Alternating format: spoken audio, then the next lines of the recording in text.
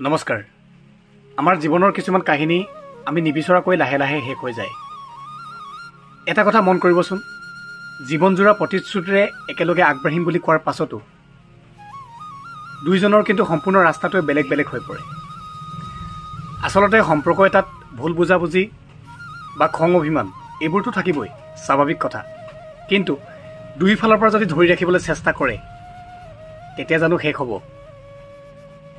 কেতিয়াবা কিছুমান অৰ্থহীন কাজিয়া বা ভিত্তিহীন তৰ্কাতৰ্কিয়ে দুজনৰ মাজত এনেকুৱা এটা পৰ্যায় পাইগৈ গৈ য'ত তেওঁলোকে বিপৰীতমুখী হৈ পৰে। তেতিয়া না আপুনি তেওঁক ধৰি ৰাখিবলৈ চেষ্টা কৰে, না তেওঁ আপোনাক ধৰি ৰাখিবলৈ চেষ্টা কৰে, আৰু তাতে সকলো শেষ হৈ যায়। বহু এনেকুৱা সম্পৰ্ক আছে দুজনৰ মাজত এজনে বহুত বেছি বিলাসিতাৰে জীৱন পাৰ কৰিব খোজে, অন্যজনে আকৌ তেওঁ লগতে থকা প্ৰতিটো পলতে সৰু সৰু সুখবোৰ বুটলি জীৱন পাৰ কৰিব খোজে। আচৰিত। এনেকুৱা বহু সম্পৰ্ক আছে এজনে মুক্ত পক্ষীৰ দৰে উৰি ফুৰিব খোজে, অন্যজনে আকৌ দুটা পাহাৰৰ মাজেদি বৈ অহা সেই চেঁচা পানীখিনিৰ দৰে হৈ থাকিব খোজে, যাক নেকি পিয়াহতো একাজলি ল'ব পাৰি।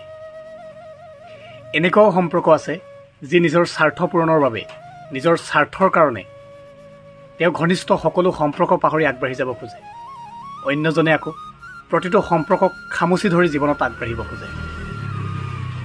বাৰু যে কি নহওক, আমাৰ জীৱনৰ কাহিনী ক'ৰবাত নহয় ক'ৰবাত আধৰুৱা হৈ থাকেই প্ৰত্যেকৰে। তথাপিতো কিন্তু সেইজনক গুড বাই দিবলৈ কেতিয়াও নাপাহৰিব, যিজনে সদায় আপোনাতকৈ এজন শ্ৰেষ্ঠ, আপোনাতকৈ এজন বেটাৰ বিচাৰি ফুৰে। সকলো ভালে থাকক, তাকে কামনা কৰিছোঁ।